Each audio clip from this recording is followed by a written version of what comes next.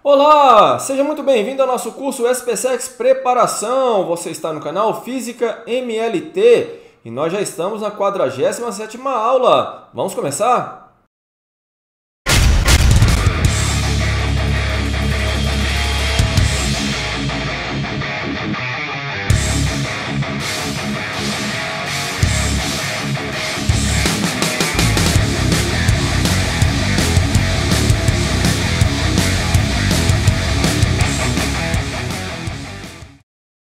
Para essa aula, nós vamos estudar os princípios da reflexão em espelhos planos. Vamos estudar aí também a translação de espelhos, rotação de espelhos e, por último, a associação de espelhos planos. E depois vamos para a resolução dos exercícios do nosso material. Então, sem mais delongas, vamos começar! Então vamos lá, vamos para o estudo da reflexão em espelhos planos. Então vamos pegar aqui um espelho plano e estudar as leis da reflexão. Então tá aí, nós temos um espelho plano, nós temos o seguinte, nós temos aqui o raio incidente, tá certo? Que incide nesse ponto aqui, o raio refletido, e aqui nós pegamos uma reta normal, uma reta perpendicular ao plano do espelho. Claro que você está vendo aqui o perfil do espelho, ok? Bom, vale destacar o seguinte, o raio incidente, a reta normal e o raio refletido são coplanares, exatamente no plano que você está visualizando aí no seu dispositivo, tá certo? E outra, o ângulo de incidência com relação à reta normal é igual ao ângulo de reflexão também com relação à reta normal, tá certo? Então tá aqui, olha, você vai pegar o ângulo formado entre o raio incidente e a reta normal, esse é o ângulo de incidência, e vai pegar aqui o ângulo formado entre a reta normal e o raio refletido, esse aqui é o ângulo de reflexão, tá certo? Formação aqui da imagem de um ponto. Vamos pegar aqui novamente um espelho e vamos visualizar aí como ocorre a formação da imagem. Eu tenho aqui um objeto real, P, tá certo? Desse objeto nós temos aqui, por exemplo, dois raios de luz. Eu tenho aqui um raio de luz que está incidindo aqui, olha, perpendicularmente ao plano do espelho. Claro que ele vai voltar pelo mesmo caminho, até seguindo aqui o princípio da reversibilidade. E eu tenho aqui um outro raio de luz que vai incidir em outro ponto aqui do espelho, claro, formando um certo ângulo de incidência com relação à reta normal. Você poderia até pensar também com relação ao plano do espelho. Sem problema, o espelho plano funciona muito bem. E aqui você tem um raio refletido. Ao prolongar aqui o raio refletido, então prolonguei esse raio refletido e prolonguei esse outro raio refletido aqui, olha, eu tenho aqui a formação da imagem desse ponto. Então tá aí, olha, P' a imagem, ok? Vale destacar aqui que P' se encontra à mesma distância do plano do espelho em que se encontra o objeto real P, tá? A distância é a mesma, ou seja, a imagem é simétrica com relação ao espelho, tá certo? Isso aí vai ser bastante útil na hora de estudar aí a formação de imagens. Campo visual. Então vamos pegar aqui, olha só, uma pessoa que está observando aqui as imagens que são refletidas no espelho plano, tá certo? Então nós vamos estudar como é que se dá o campo visual dessa pessoa por meio da reflexão aqui no espelho plano. Olha, basta você imaginar a questão do objeto real que nós falamos anteriormente. Coloque aqui, olha, a imagem da pessoa, tá certo? Então está aqui a imagem do objeto simétrica com relação ao plano do espelho, aquela situação que nós estudamos anteriormente. E aqui, olha, você vai pegar os raios que estão aqui vindo da extremidade do espelho, tá certo? Ou melhor dizendo, o prolongamento desses raios. E aí você tem exatamente a formação do campo visual, porque esses raios aqui, olha, serão refletidos, mesmo ângulo de incidência, ângulo de reflexão, e aqui você tem o raio indo para o olho da pessoa. A mesma situação nesse caso aqui, olha.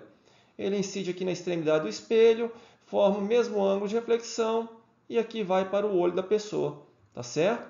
Assim você obtém facilmente o campo visual. Então, repito, pega então aqui a pessoa, né? No caso aqui o objeto que está observando aí, coloque ele simétrico aqui com relação ao plano formado pelo espelho, tá certo?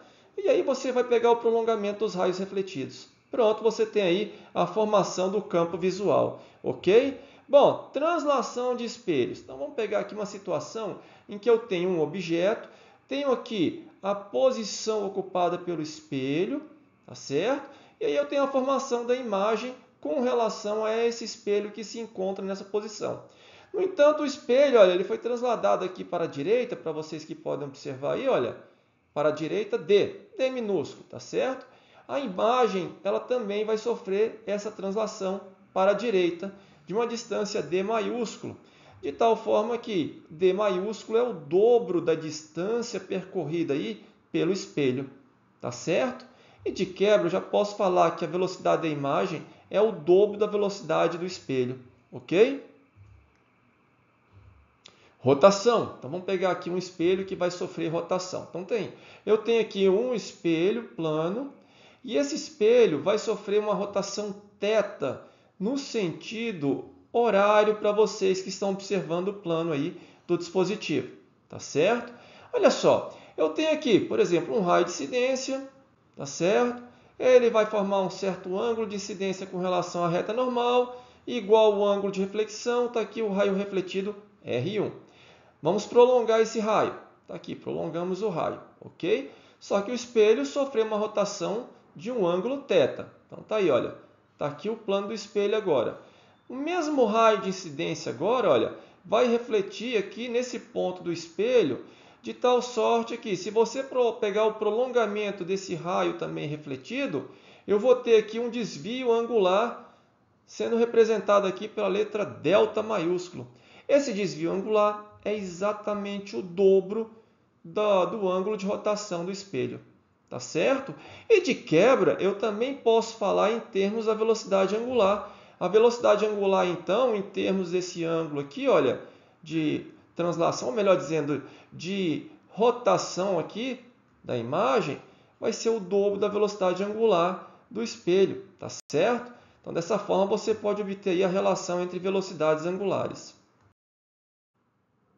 A associação de espelhos planos. Então, vamos pegar aqui dois espelhos planos, o espelho E1 e o espelho E2, sendo que o ângulo entre esses dois planos vale θ. Está aí um objeto P colocado entre os espelhos.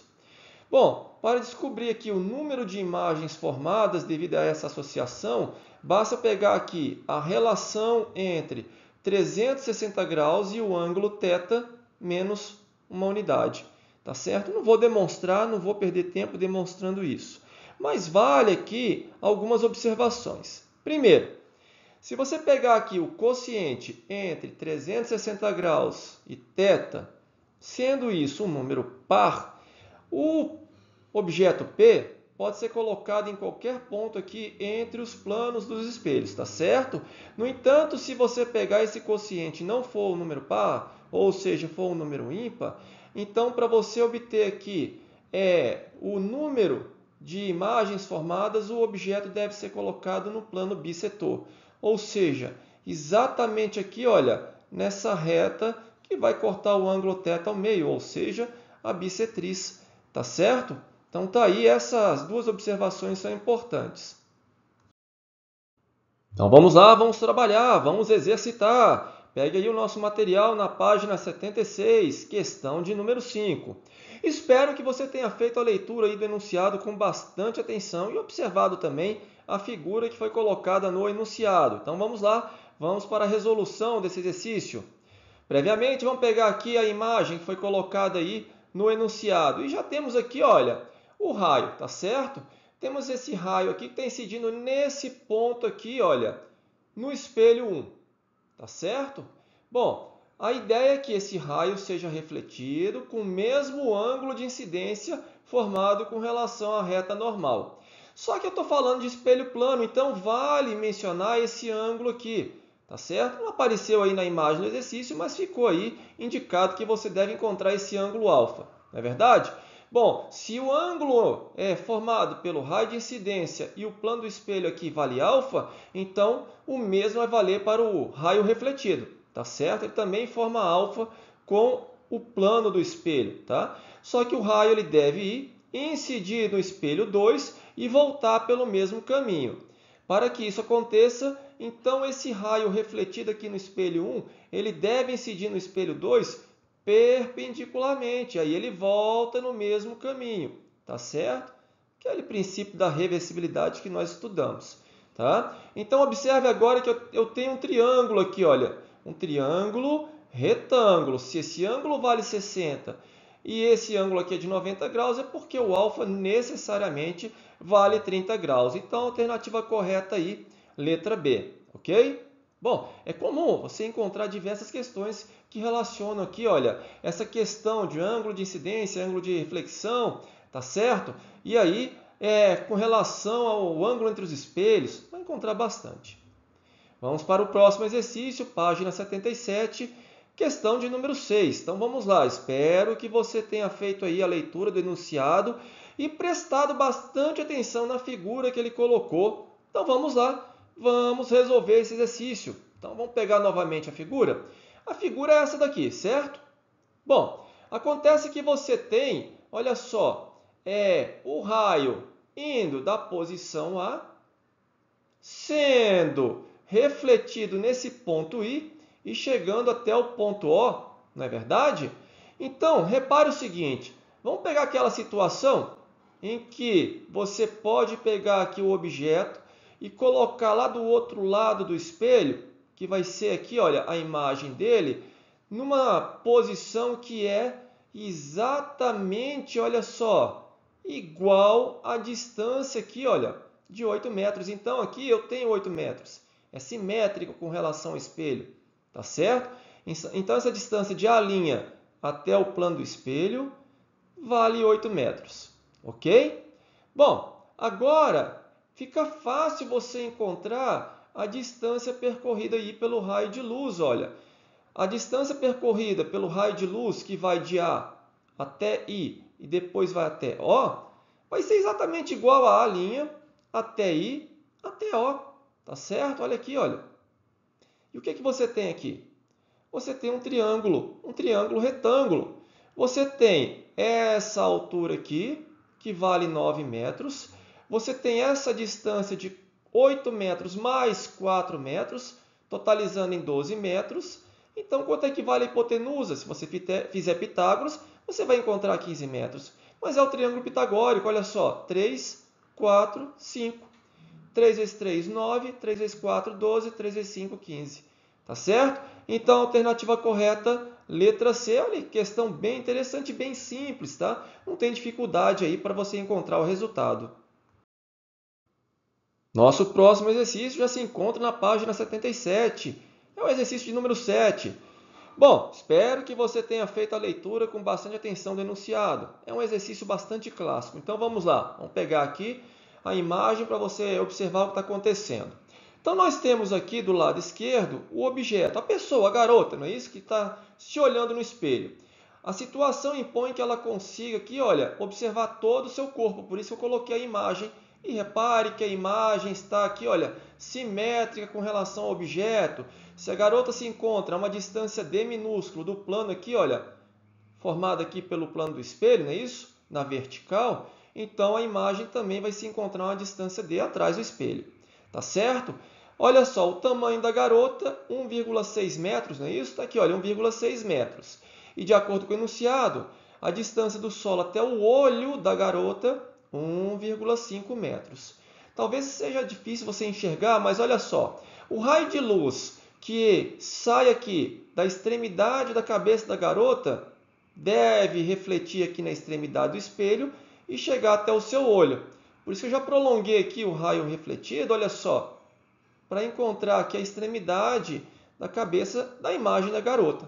Tá certo? E a mesma situação aqui, olha, saindo do pé da garota. Deve chegar aqui no olho dela, tá certo? A extremidade aqui do pé da imagem da garota, não é isso? Então vamos lá, olha, para responder a letra A. Repare o seguinte, eu vou pensar aqui, olha, na semelhança de triângulo, não tem segredo. Eu quero saber quanto é que vale aqui a altura aqui do espelho, não é isso? Qual o comprimento dele, não é verdade? Olha para esse triângulo aqui, olha, eu tenho esse triângulo menor, e tem um triângulo maior, olha. Vamos pegar esse triângulo maior e o triângulo menor, fazer aqui a semelhança de triângulos, tá certo? Então, olha só, esse H aqui menor está para a altura da imagem, no caso aqui a altura da garota, 1,6, assim como a altura desse triângulo menor, que vale D minúsculo, está para a altura do triângulo maior, que vale 2D. Então, eu encontrei que a altura do espelho, aí, olha, 0,8 metros, ou seja, 80 centímetros.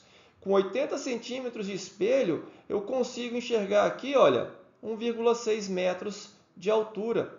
Bacana, né? Letra B, ele quer saber agora o Y, né? Aqui a altura do chão, você vai colocar o espelho. Então, vamos lá. Outra semelhança de triângulo, tá certo? Olha só, eu tenho aqui esse triângulo maior e esse triângulo menor, tá certo? Então, olha, Y está para 1,5 metros, que é do olho da garota até o chão, tá? Esse que é o triângulo aqui que está sendo formado, ok? Então, Y está para 1,5 metros e a mesma história. Qual é a altura? 2D e D, não é isso? Aí, olha, você vai encontrar 75 centímetros. É uma questão muito clássica, é capaz até que ocorra aí de cair em algum concurso militar, em especial na SpaceX, é possível, tá certo? Muito clássico esse tipo de questão. Então vamos lá, nossa última questão de hoje, o último exercício de hoje, página 78 aí do nosso material, questão de número 8. Espero novamente que você tenha o material em mãos e possa ler o enunciado com bastante atenção, tá certo? E observar a figura que foi colocada no enunciado. Então vamos lá, eu já vou pegar a figura aqui e vamos observar o que está acontecendo. Está aqui o olho da pessoa e aqui eu tenho um cilindro, não é verdade? Esse cilindro então ele está caindo aqui, olha. E a pessoa visualiza a imagem do cilindro caindo refletida aqui nesse espelho, tá certo? Bom, de acordo com o enunciado, eu tenho aqui a distância do olho da pessoa até o plano do espelho, tá? Já em centímetros. Eu tenho também o tamanho do espelho que foi dado, 25 aqui para baixo e 25 para cima, porque o olho da pessoa está exatamente aqui, olha, na reta que passa perpendicularmente ao plano do espelho, bem na metade, tá certo? Temos aqui o tamanho do cilindro, tá certo? E vamos descobrir quanto tempo aí ele consegue enxergar a imagem enquanto o cilindro cai na presença da gravidade local. Tá aí, olha, uma questão misturando reflexão, espelhos planos e cinemática, não é isso? Queda livre? Então vamos lá. Bom, você sabe aqui, olhando pela imagem, que a distância do cilindro até o espelho vale 20 centímetros. Por isso que eu peguei aqui a imagem, olha só, a 20 centímetros do plano do espelho. Simétrico, não é isso? Então vamos lá. Acontece que essa extremidade aqui de cima, olha, do cilindro, que ainda não está sendo visualizada, vai ter que percorrer esses 25 centímetros, mais 25 centímetros para chegar até a metade aqui, olha, depois percorrer o restante, que eu não sei ainda quanto é que vale, né?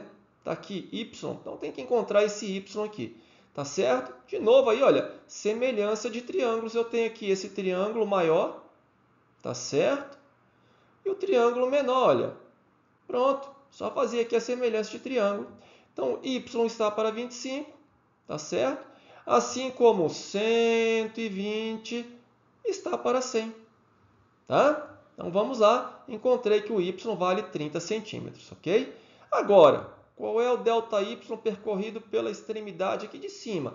Ela não está sendo visualizada pela pessoa. A pessoa só está enxergando a parte inferior do cilindro. Acontece que ela está enxergando o cilindro. E a última parte que ela vai visualizar do cilindro é exatamente a extremidade superior. Que aí depois ela não enxerga mais nada na reflexão.